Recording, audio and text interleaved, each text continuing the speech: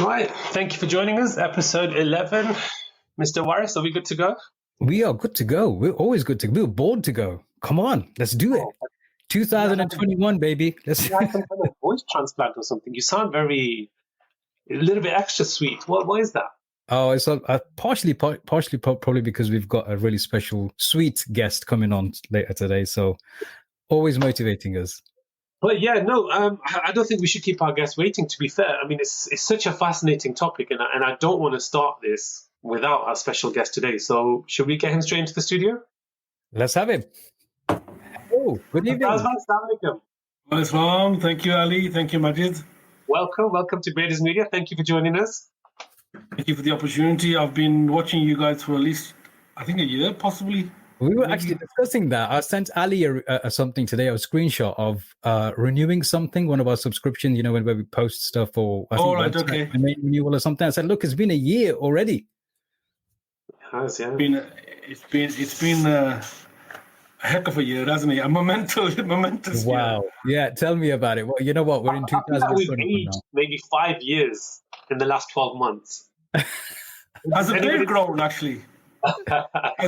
Or is the beard where it is? I think his beard's gone shorter in the last 12 months. We'll get him there. Get him back. Get him back. Safaraz, my $1 million question. Well, $1 trillion question. Who do you work for? I think whether you're employed or whether you're self-employed or whether you're a business owner or however you see yourself, I think how you do something is how you do everything. So, you work for yourself, your own intention, what your beliefs are. So even if you're self-employed and you think you work for yourself, you'll always work, if you take it that literally, you're working for a customer and you're working for a client or you're working for a particular deadline, or in some cases, I sometimes work for our staff, our employed staff. So, but most of the things in terms of it's your intention, it's where you are in terms of your mindset of why you do things, what your purpose is, what's driving you, what's getting you out of bed. And if it was down to me in terms of my own motivation, sometimes, I'll shrug my shoulders and stay in bed. But there's got to be some driver. And I think, what I will say is, in terms of the question, in terms of employed and an employed mindset and an entrepreneurial mindset, there's going to be some generalization here. And I think with generalization, generally, there is going to be, we can't brush everybody we can't paint everybody with the same brush. There is going to be some generalization, and there is going to be, we're going to be talking from our own experiences and our own viewpoints. And, in some cases, I've seen entrepreneurs, who don't behave like entrepreneurs as you would perceive. And at the same time, I've seen individuals who are employed who have got an entrepreneurial mindset. And if you go back to your one of your descriptions in the promotion post that you did, you talked about entrepreneurs, and I think we've all possibly at one time have Googled the word entrepreneur. What does it mean? And it talks about the word comes from the French definition, or it originates from France, and then there's a link to Greek. It always links to either Latin or Greek, and it talks about an adventurer, possibly somebody who grabs the opportunity, who takes control, and then the current English definition is about risk. And every time I hear the word risk, I think Majid Waris, but it's not that risk that we're talking about. So you've dominated that word, Majid, but it's not that risk that we're talking about, but it's about risk for in some sort of business for profit. And it either talks about managing and organizing and creating a business or starting a business for ultimately a profit. But that whole, and as you know, the English language is very rich and it changes. And from my perspective, I focus on the word entrepreneurial mindset as opposed to an entrepreneur, even though in even though in some descriptions I do call myself a social entrepreneur, but it's all about the mindset for me, Ali. Okay. So I don't think I've answered that question in an easy manner, but I've thrown a lot of things back at you. Well, that's kind of normal of Safaraz Ali. There isn't an easy answer, is it? But Safaraz, I mean, if we speak about mindset, you're obviously where you are today. And I'm sure our listeners would love to look you up because I looked you up. And there's just a vast number of companies, umbrella companies, groups, projects. And if anybody asks me, what does Safaraz do? I think the short answer is everything. Now, obviously, there's a much longer answer, but you wouldn't have set off like that, would you? If you take yourself back in your timeline. I mean, unlike most people who are in business, my plan wasn't to go into business. I was looking at a career in banking and financial services. And so, if you asked me when I was at school or even at university, it wasn't about business or setting up a business or going out and making millions. It wasn't anything like that. It was about doing well in a career, academically picking up in terms of qualifications, and it was about education and qualifications and having what I would call now a sort of a working life balance. So there was an element of 2.3 kids, say, a semi-detached house, for me in Hodge Hill at the time, and a job, and maybe a decent car.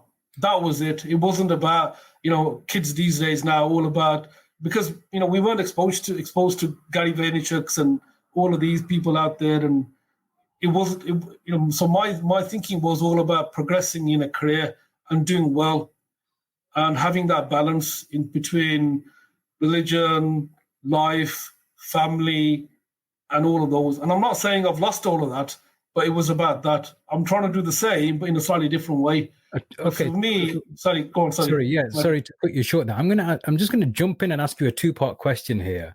You mentioned two things. You mentioned, as probably most people, especially from an Asian background, we're all expected to be professionals of some kind when we're younger, whether that's an engineer, an accountant, or a lawyer, or a white collar kind of a profession.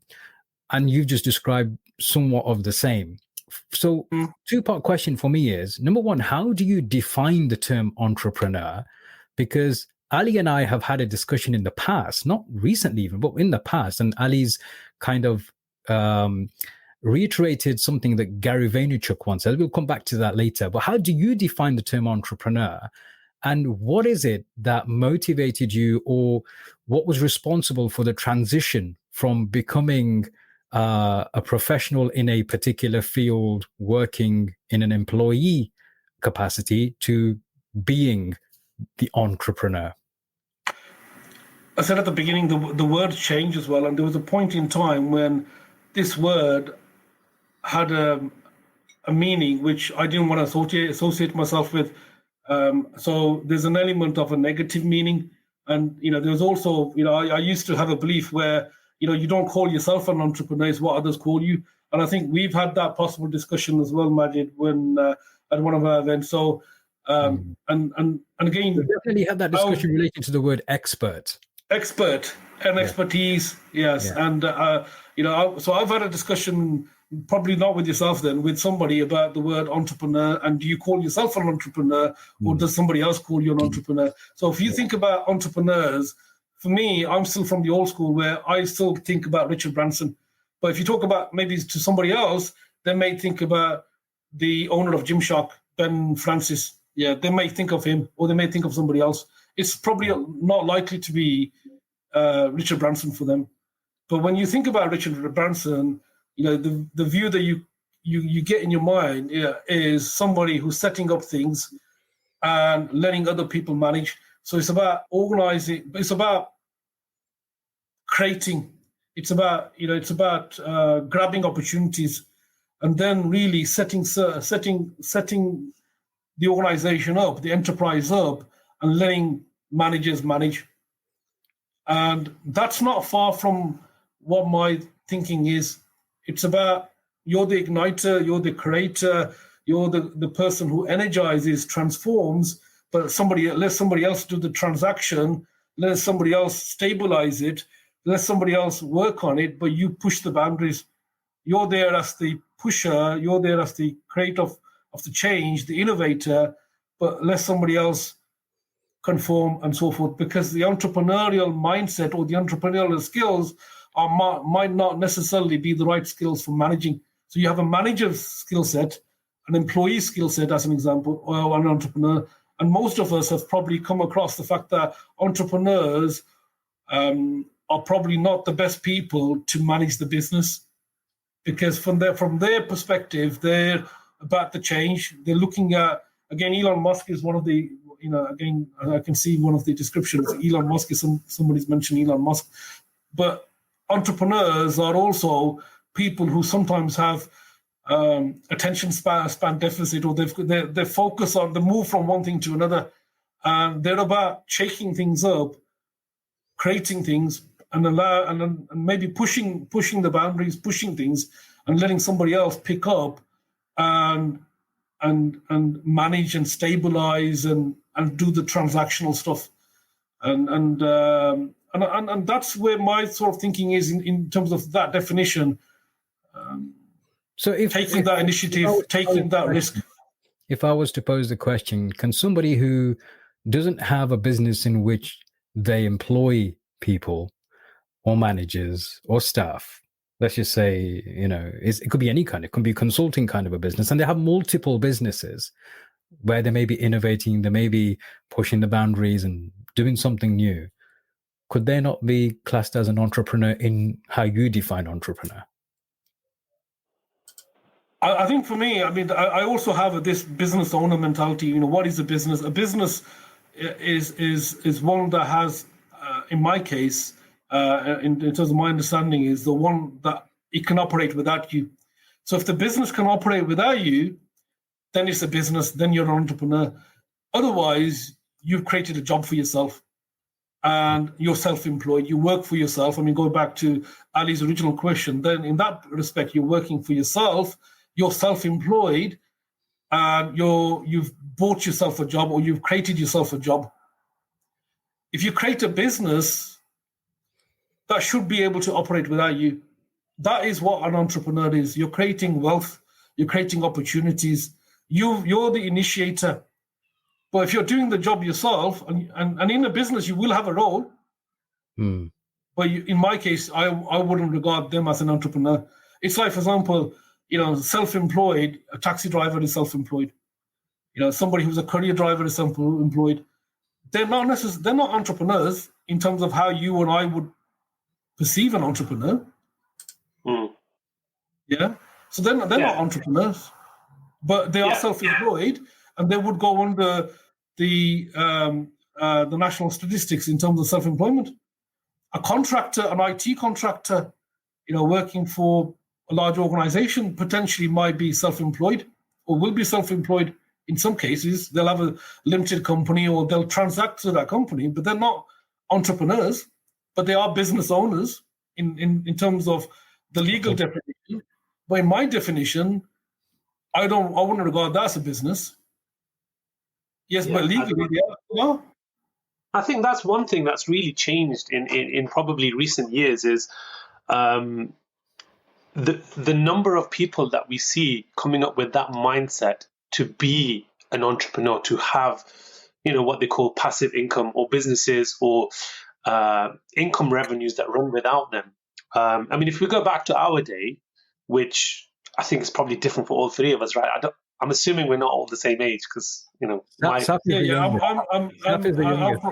think you're the youngest, possibly, Ali. If Majid doesn't mind me saying that. No, he is. Yeah, but I think the more that we go back, I agree with you. People came out of school thinking, I'm going to land a job, I'm going to have a nice income, a nice salary. I'm going to have a house and a car and paid holidays, and I'm set for life.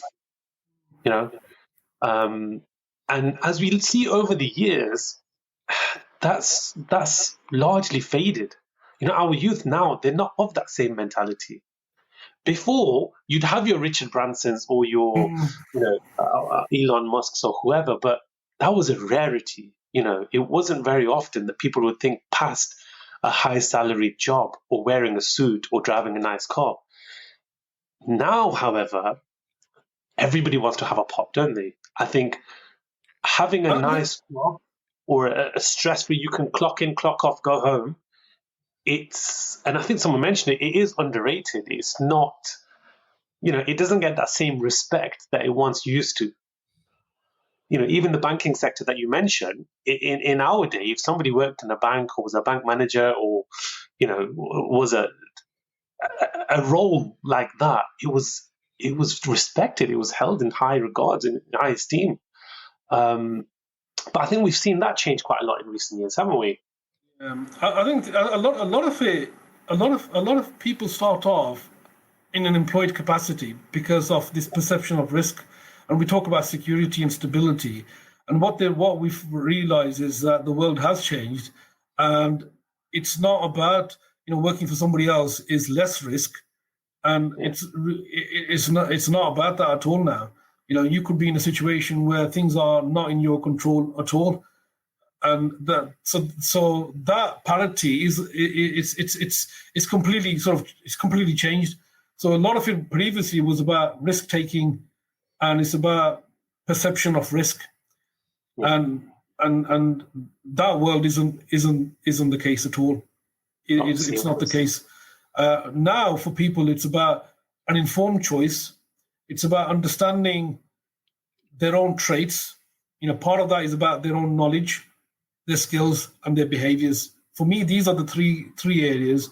And there's a fantastic book from a chap called Michael Gerber, E-Myth Revisited, and he talks about the technician, the manager, and the business owner mindset. And what you find is that people sometimes go from a technician, if they're very good at a particular task, they think that that's enough for them to become a business owner or to start a business. There's another book which I would recommend people. Oh, yes. Yes. Thank you so much. 52 bites of business wisdom. And again, in my book, I thank you for mentioning that, Majid. But I talk about, are you cut out for business? And what that basically means is there's an element of mindset. And, if you talk about knowledge, you talk about skills, you talk about behaviors, how, you might have the behaviors or the characteristics, but you may be lacking in terms of either knowledge or the skills. And to a certain level, it's really where you fit in as well.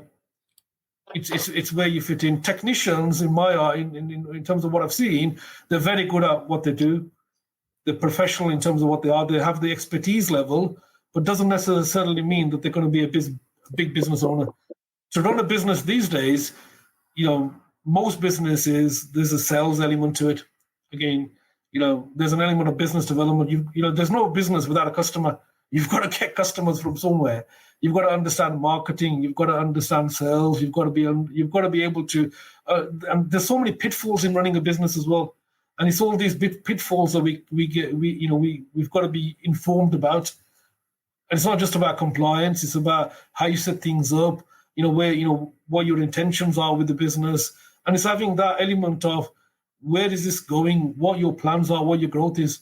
We start off people. There's a lot of people who have hope, they have motivation, they have wishful thinking, they have positive thinking, but that's not necessarily a plan or a business plan or a strategy. Hope on its own or motivation on its own isn't on its own going to get you anywhere. Just because I have the motivation to run the marathon, as an example, it doesn't mean you can cheer me up as much as you want, Ali. I'm sure you can. And say you can do it, and I can believe that, but doesn't necessarily mean I can do it. So what I find, when I'm talking to people, I'm always trying to slow them down, and I'm sort of not necessarily discouraging them. I'm just trying to make that haste that they have a little bit slow. I'm just trying to slow them down, just to make them a little bit more conscious, more aware, more sort of informed, and just think about it. There's a lot of people seem to be jumping into certain things, rushing into things. It's that element of, this is my escape route. This is the route for me to do well. And obviously you've got your elements of, social media, you've got all your stuff that's out there on TikTok and various other things, which give that view that this is easy. And there's many a times where, and I think it's possibly the same, where you think, God, I just wish I had a job. Because it's constantly on your mind. And, you can't switch off. Even with the best will in the world, you want that work-life balance and so forth. It's always there. And, when I'm looking at certain things, even when I'm looking at, a TV program, you just can't switch that mind off to completely relax. I mean, I can't anyway. It happens. And you can't switch off. I mean, if I come into your sweet center or dessert place, I'll be thinking, okay, how's their business doing? And I'll be looking at the staff. What's their customer service like? What EPOS system are they using? What tools have they got here? Or what's their signage like? And even if it's nothing to do with my business, and I've got no intention of going into the dessert certificates. I've got I start looking at, okay, what have they done? What's their signage like? What's their health and safety? What's their cleanliness like? For no reason. I've got no interest in that. But it's just, that's the mindset that you are. You're always looking at these things and thinking, okay, what can I pick from here? What can I learn from here? And it's that element of, it becomes part of your DNA. There's a balance that we have to strike, the risk versus reward in being self-employed or even being an entrepreneur. Because I think in times of austerity, like we're going through now, some challenging times right now, every business owner, whether they class themselves or whether they're classed as entrepreneurs or not, are feeling anxious. There's a lot of uncertainty. There are a lot of different types of challenges. Those people who have put more on the line in terms of risks. I'm not just talking health and safety here. I'm talking financial risks. You've got outlets, the overheads that you've got to pay for, the staff that you've been having to pay for, the long-term relationships you've built in your business, and even the clients that you've been servicing the needs for. And on the other hand, even businesses like mine, which are consultancies, soon you just find yourself maybe on the flip side, because a traditional business which serves its customers, like Ali's, perhaps, you have a physical business, you've got employees, you're servicing the needs of the customer, and some retail businesses, or maybe not Ali's, because obviously, mashallah, Ali is doing really well even during these tough times. There are businesses which have failed. I don't even know if we can say failed or not, or they've just kind of they've not survived. Yeah. Evaporated. Yeah. But there are businesses which have kind of flourished, like consultancies like ours. We've been inundated with service requests for risk strategies and COVID-19 risk assessment, safe operating procedures. So it's flipped itself on its head somewhat. So there is a risk versus reward, I guess, Saf, when you're mentioning when you're a business owner, irrespective of which era or which period of time we're living in, there's some people thrive off it. Some people kind of makes them nervous. I guess for them, they're risk averse types of people, and for them it's better to be working in an employed capacity. But saying that, people in employment are feeling the pinch now as well. There's a lot of uncertainty surrounding that.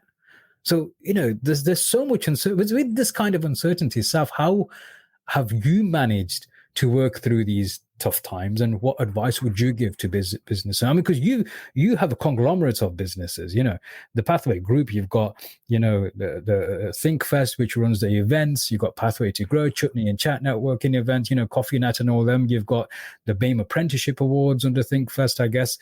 You've got the apprenticeship side of the business under Pathway Group. You've got your training provision, which you provide for employees or employees. You've got domiciliary care. You've got, all sorts of businesses with so many types of businesses. As who I would recognize as an entrepreneur, how have you had to assess things, and what kind of advice would you give to people who are running businesses? I think this is where we go back to the original aspect of it in terms of, are you managing it, or are you the one who's created it and enabled? And, this is where you need a team of people around you, and you need to be able to rely on those people and those individuals. And you need an element of people who are technicians, an element of people who are managers, and then you've got elements of, obviously, the entrepreneur. And some people have got a little bit of both. In terms of this, if I may go back to, you mentioned Ali. Ali's a wealth creator. He's created a business. That business is, as she said, thriving. He's a wealth creator. You're, if I may say, Majid, you're what I would call an enabler.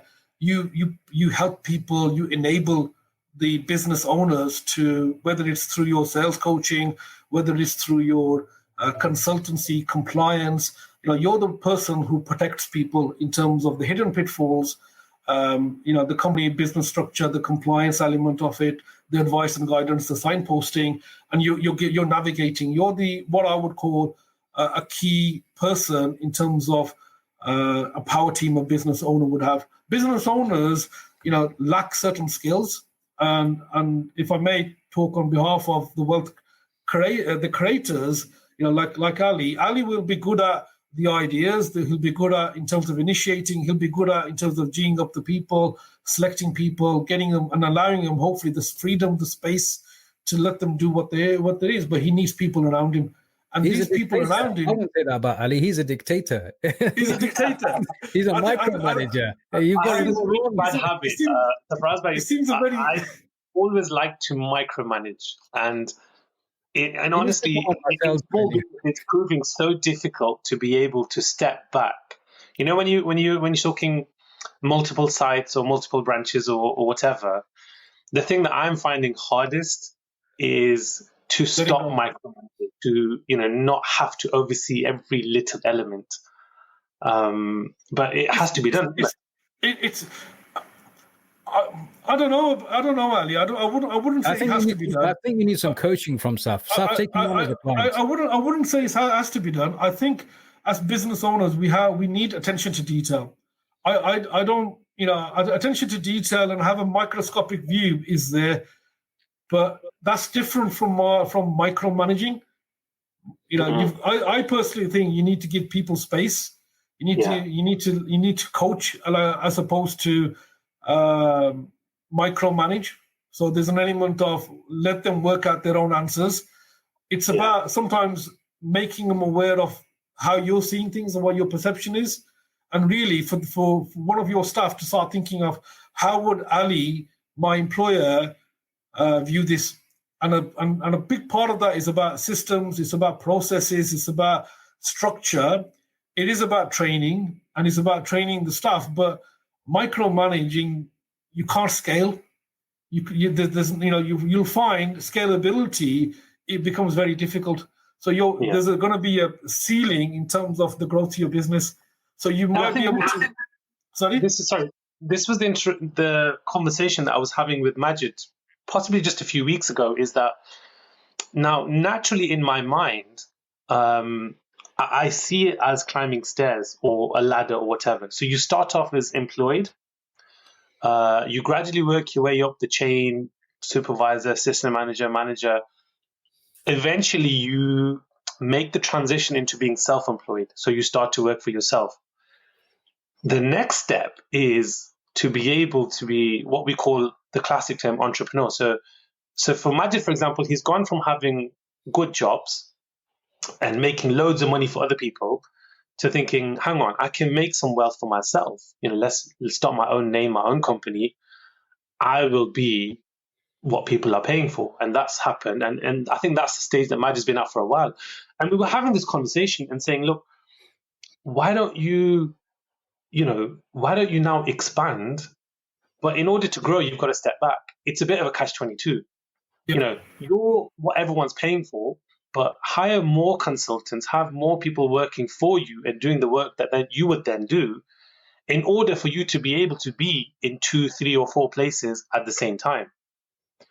So, Ali, I think the first thing is, when you're thinking about a business, leverage comes to mind, and it's about leverage and it's about scalability. There's only one Ali. How are you going to be in all these places, micromanaging and telling the staff what to do? So, but I think that anyway. So it's like good advice. You go to your best friend and they're giving you advice that you really know, but you need to hear it and remind yourself to say, I need to change. So nothing, we're not going to say anything here which is that enlightening or innovative that you don't know anyway. So it's not like, I'm selling you anything that you don't know, Ali. You already know this. So you already know the answer. You already know what you're doing. You already know. But what you're doing is you're echoing in your own mind because at the moment you're not comfortable in terms of letting go. So there's an element of emotion there that doesn't want to let go, but you know the answer. But it's about how you work out what you need to be doing. And I think that's the difficulties. And that is about investing in systems, processing, investing in people around you. And any business owner, I would say, you talk about this journey about, moving from an employed to self-employed to entrepreneur, but there's an element of business owner, there's an element of business investor. And, so there's a quadrant that you may be aware of, which is Robert Kiyoski's sort of quadrant, where, you start off with employed, self-employed, business owner, and business investor. Business investor is about investing in others, investing in opportunities, and then being in a bit of a coach. A business owner is where you've got maybe one business, but you've got the systems and processes. You may have a role in that business, but the business. So a definition of a business is one that is a profitable enterprise that works without you. So that's where you want to be, ideally. Where you can have that time away, if need be, because at the end of the day, it's all about freedom and choice. It's not necessarily about the money. You gave the example about Majid, giving up his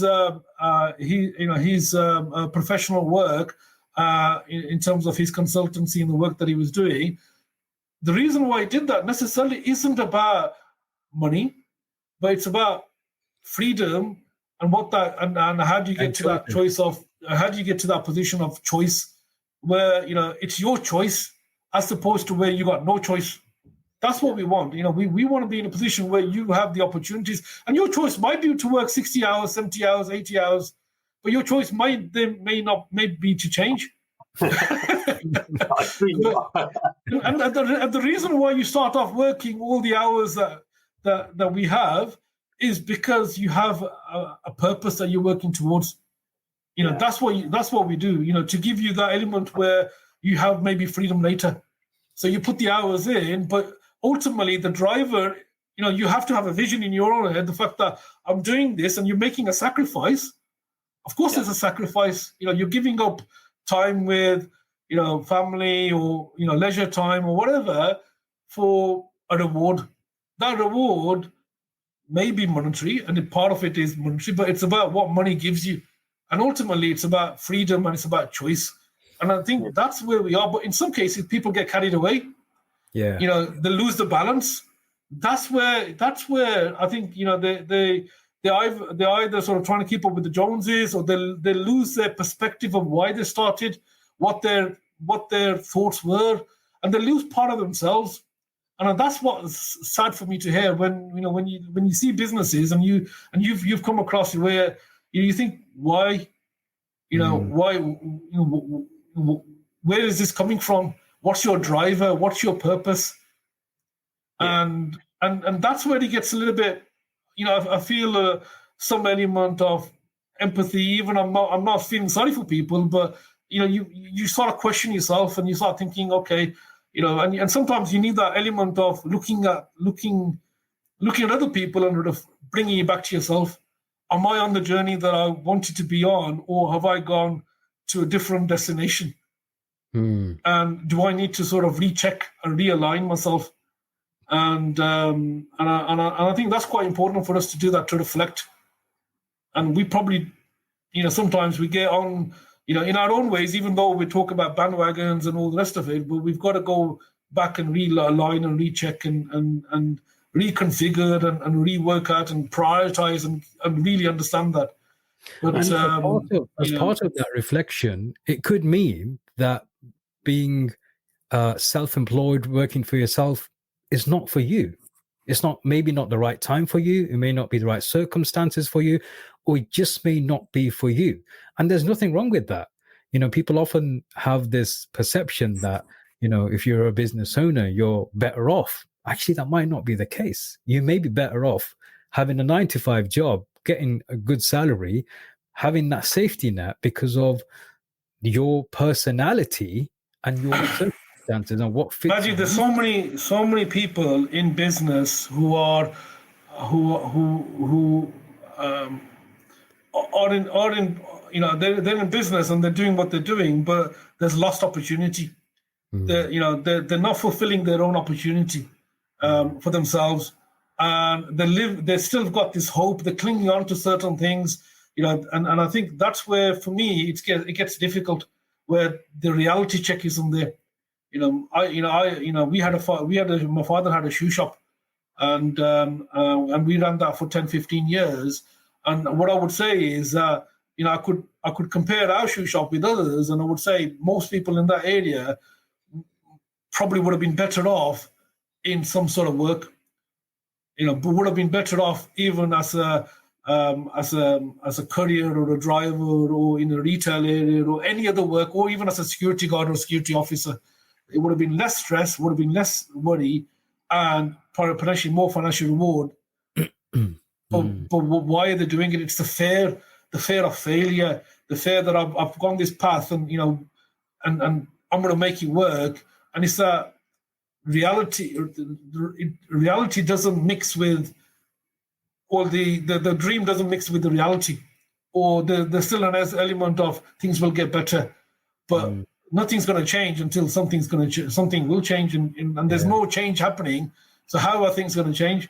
And I think it's very difficult. And when you see business people, this perception that every business owner or every entrepreneur is doing well isn't the case at all. It's not the case. Absolutely right. Surprisingly, coincidentally even, I was at the garage today having my car service, had an oil change and whatnot. And I was speaking to the mechanic, who's an Asian, Pakistani mechanic. And he had this perception that every non-Asian was a better business owner.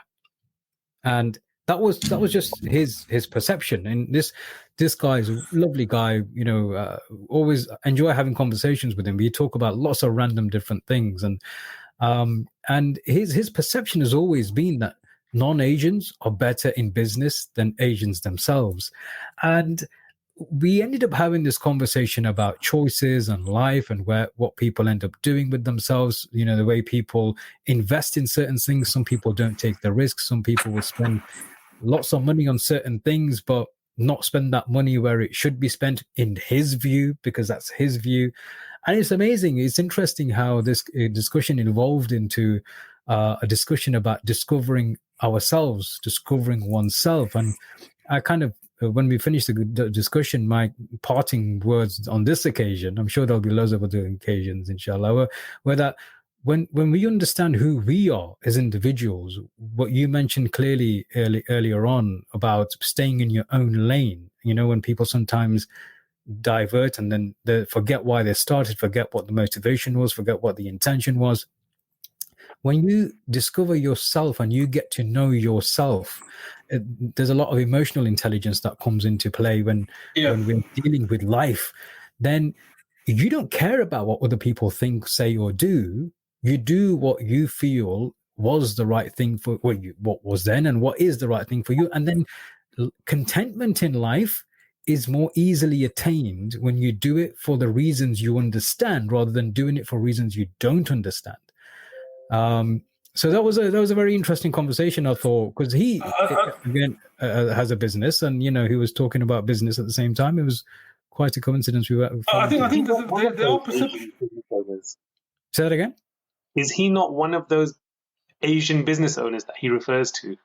So inadvertently he told you that if you go to a non-Asian garage, they're better than him. Ali, you find that where British Asians are harder on themselves. He's not British. He is British, but he was born and bred in Pakistan, and he came here in his 20s, I believe. Yeah. Okay. So Asians generally, I mean, again, I'll say what I said at the beginning. We are generalizing. We're talking from our experience and our viewpoint, and when I come across Asian business people, I find that they're not aware of what people outside their immediate network is doing. They might know exactly what their direct competitor is doing, which is possibly a relative of theirs or a friend of theirs or whatever the case is, but they don't know exactly where who one else is doing, and they don't know necessarily what's new out there. So they're not thinking in terms of innovation, improvement. What drives them is fear in terms of how they are with competitors, but also fear in terms of their staff and their people around them. And they've got this fear constantly in terms of somebody else is going to come in and take something from me. And there's all this fear of loss that they have. And that seems to be their driver predominantly and fear the fact that... Fear of what other people might think. Or fear the fact that, my staff aren't working. Or they're looking at the CCTV. They've got their phone out, looking at their CCTV. What my staff doing? What's he done here? Why is he not working? Why is he standing there? Watching his phone or something else or whatever. And this is constantly on their mind. And it's picking these things up, picking these things up, as opposed to what can I do to change? What can I do to improve? What do I need to be doing? And, you talk about working on the business, working in the business, but, the best use of my time is always working on the people who are working in the business. It's not, and then secondly, it's working away from the business in terms of planning, maybe talking to other people, learning from other people through networking, maybe looking at seminars, being open-minded in terms of, what can I learn from that? And then it's about actually doing the day job, the nitty-gritty, the detail, and so forth. And again, being conscious with your own time. Where are we spending our own time? And what's the most effective use of our time? But there are certain prejudices, there's no doubt. If you go outside, you'll see the indigenous community think that any British Asian is an entrepreneur, or they're mainly entrepreneurs, and they're leading in business. That's not necessarily the case. There's a lot of them. There's definitely quite a few of them, and they may be dominating in certain areas, but we're not necessarily the movers and shakers in business. But there's a perception for people that, and that's not necessarily what the facts say or what the stats say. But there is a perception that predominantly Asians are dominating the business sector and industry, and there's certain areas, and it may be in these, but it's not necessarily what's the reality in terms of the figures. But going back to the point that which we started off with in terms of entrepreneurialism. I believe that you can be employed and have an entrepreneurial mindset. It is a mindset. Yeah, it's an attitude. It's an approach. It's your philosophy. And it's about you. And we've got to go back to that. You can employ people who have got that mindset and are entrepreneurial, and they can come in and help you grow your business, which is what we want to try and enable. We want to nurture that opportunity. They may not be there for life, and just as no job is for life anymore, and people will sometimes come and go, and sometimes we're employing people who we know are doing this job to go because they're students, or they're in this job, but we know that they're not necessarily going to be here in 10 years' time. But we've got to be comfortable in terms of letting go. We've got too much fear in terms of, sharing knowledge, sharing information, because we think, they're going to take this information and start up as competitors, or we don't invest in them because we think potentially they're not the right people. So our intention, we've got to go back to ourselves, and we've got to have again, forgive me for saying this, but we've got to have a clean heart and the right intentions, and everything starts with the intention. Intention in everything, and you've got to have the right intention, and regardless of the person. And the right intention, whether it comes to business transactions, the right intention with the way you're working with your staff, the way you're serving the clients, the right intention goes throughout all the dynamics of running a business. So I 100%, you don't need to ask for forgiveness for mentioning that. I think it's a pivotal point, in fact, a foundational point of running an ethical business. Yeah.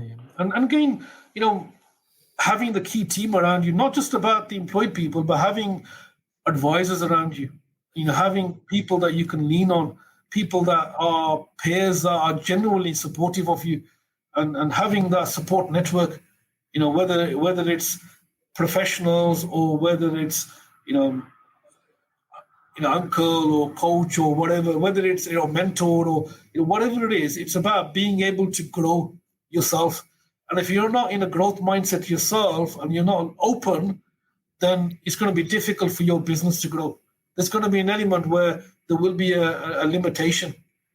Either you're going to worry with, you're going to have fear of worry, and and that's going to hopefully not lead to health issues, or it's going to be an element where there's too much frustration, negativity, and you put your hands up and say, well, actually, it's not for me, or, you move out. But I think we've got to start with ourselves. We've got to start with our own approach and our own sort of thinking, and how are we growing as people?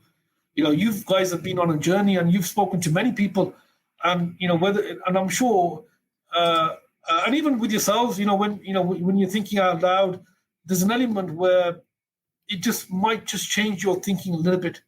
You're going on a particular path, it might just touch you and then change the direction a little bit. And I think we just got to be open to that. Otherwise, you're just cocooned and closed. If we speak about path, and perhaps address slightly on grassroots or the academic route. So when you're going through the educational system or going through school, do you think there's enough emphasis on the entrepreneurial opportunities or business itself? Do you think, because I always saw it as a bit of a production line for employees, school, colleges, universities, they churn out good employees, don't they? Almost like robots. I think there's an element of, what are the skill sets and traits they're teaching you? And a lot of it isn't about entrepreneurialism or going out and setting a business and so forth, but it's about, giving people ultimately awareness of themselves, and ultimately, you're talking about emotional intelligence. What you're learning generally is, this is part of your learning and development. You've got to start with learning yourself and being more conscious and more aware. And then you start talking about your skill sets and hopefully looking at improving those skill sets, whether that's, if you think about what are the current skill sets that, are things that, are important for us now in terms of our business, they're not necessarily the skill sets that were there maybe 10 years ago or 15 years ago. But it's about our ability to adapt. The reason why somebody might take on a graduate is because it's not necessarily the knowledge that they have, but it's the fact that they've learned certain things, and you believe that they have the certain skill sets that they can pick more information out, and they're constantly being able to you can stretch and challenge them. And that's what it's about. And it's not about cramming people with knowledge, but it is about giving them the skill sets to adapt and change. There's certain things that, we're constantly learning. We're learning at 11 o'clock and applying at 12 o'clock. Majid is a key example where you go to YouTube as an example, and you learn on demand, but you apply it then and there. And the reason why you can do that is because you've got the skill sets. It's not because you've got the knowledge. Academia is about knowledge and the pursuit of knowledge. It's not necessarily the application of it and being able to have the skill sets to be able to stretch. In most cases, Ali, I'll say, you can possibly, if you focus on something, learn in any area because you've got the core skill sets. And what are those skill sets? And that's, you got to look at your core skill sets, and you've got the ability to learn, unlearn, and relearn. That's a big thing. Yeah, and right now it's more important than it ever has been to unlearn and relearn after you've learned something initially, because that mindset alone is quite prohibitive in some people. I've noticed that when they don't have that willingness to unlearn. Fixed in their ways, Majid. I mean, there's a lot of people who are fixed in their ways and fixed in their approach, and what they feel that they know is the reality. And the reality might change, and you've got to sometimes take a whiteboard type of approach and say, well, wipe that out and let me look at it with a fresh pair of perspective, fresh pair of eyes. And I think this is where this ability to unlearn and relearn is absolutely vital. So this learning ability, what does that mean? And I think that's where it is. What we learned, or what I learned, 30 years ago, I'm not applying. But what it's done is it's stretched and made me out to a certain level of where I am today. And I think that's where it is. It's about the pursuit of being able to grow. And, is that person got the skill sets where you can stretch and challenge? There are certain people, and I've come across them, where you feel that, they've reached their limitation. And it's hard for me to say this, but, you will come across people where, either they haven't got the motivation, they haven't got the ability, they haven't got the willingness, right, to the willingness. So it's an element of skill and will. Aptitude. Yeah, the interesting thing is you could have two people going to the same university, attending the same course, but when they come out, they'll produce different results. And it's not down to necessarily what they've learned on the course. Is, as Saf, you mentioned, is how they've applied it. But not only that, there are a lot of other variables we can't overlook is in terms of what they've personally had to experience through life for their thinking to be applied in a certain way as well. If you've had somebody who's gone through a pretty hard life and they've worked genuinely hard to get to that particular university or attend that particular course, or they're, rather than taking a bus and not being able to afford it, they've got the motivation to walk there because they can't, that drive cannot be substituted by anything else. If somebody might have it all and given a place because it's local to them or whatever the case might be, they might have a car journey to the lectures every day, and the lunch money paid for them and everything. Their drive might be slightly different. I'm not saying it'll be any less. It may not be, but the fact that somebody independently is making an effort to want to change and make changes has that willingness, that drive, the hard work, the ethics, the investment, all that. We just can't overlook that as well, because you can attend the same course as someone else but produce completely different results. That's going to be on aptitude. It's going to be on attitude. All these things are going to affect the overall outcome. Yeah, and again, you spend time with people, and what you find is there's certain people who energy, they just zap your energy, and there's others who, they're energy vampires, and there's others who energize you. They're the ones who sort of give you that push, they energize you, and then there's others who just drain you. They're the energy vampires. The first one, they're the motivators. The energy vampires will just drain you. They suck the energy out of you. Yeah, it's like everything's a burden, everything's a problem, and it's that glass half full, half empty thing. And blame the government, blame this, and so forth. And it's that mindset. Are they above the line or below the line? Is it about blame? Is it about excuses? Is it Are they excuse makers or excuse takers? Or are they in denial? There's certain people who are in denial. Yeah. They're just not seeing the picture that's out there. It's like you've got a photograph in front of you, but you're seeing something completely different. and they're in that illusion or denial. But again, going back to this ownership, accountability, responsibility, a lot of it is about, again, you go back to our approach, our mindset, our philosophy of thinking. Are we about goal getting, goal setting, or is it about going with the ride, going with the flow? There's certain people who just have that approach, who just don't change their approach for anything. Absolutely. And you want to say, well, actually, you know what? How are you so relaxed? How are you so relaxed and how are you so laissez-faire, where potentially there's an opportunity there and so forth, and people think differently, and we can't. I have this belief that you can't change anybody unless they want to change themselves. 100%. I can't change, any member of the team or whatever. People have this thing. I'm going to change you. I'm going to change him. You can't unless the person wants to do that themselves. Unless they have that desire, the obsession. It's like with weight. If I want to actually lose weight, if I'm obsessed about it, if I'm thinking about it, then I can do it. Ali, exactly the same thing last week whilst we were driving back from our episode. He goes, if I wanted a six-pack, I could have a six-pack. The fact is, I don't want it bad enough. Because he's made an informed choice, and he doesn't want to put the sacrifice in to actually get that, because it doesn't mean anything for him. It's not a priority. He's got other priorities, and that's not his priority. Exactly. An hour's passed. Safaraz, we have come towards the end of our show, and you know what? It's a fascinating talk. I think this one could go on for a while. We touched briefly upon the fact that it's been a very testing year for a lot of people. There's pros and cons. Obviously, some people have had it rough.